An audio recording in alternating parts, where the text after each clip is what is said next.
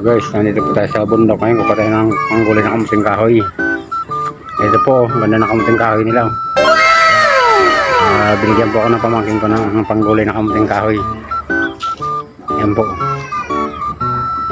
Ang dami.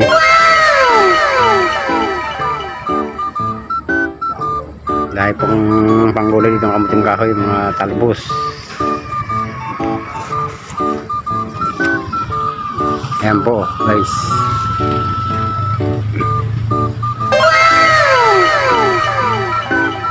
Tapos marami rin silang tanim na saging.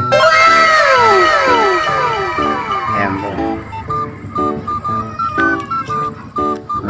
Sa baba po yan, oh. Pati guyabanon dahil pong tanim nila.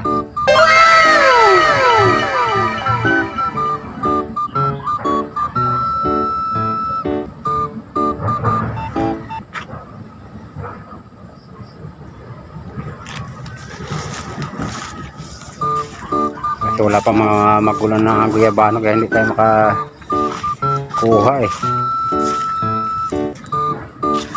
Mga hilaw pa, mga bubot. Alanganin pa sa gulang. Yan po, oh, malilit ang bunga niya.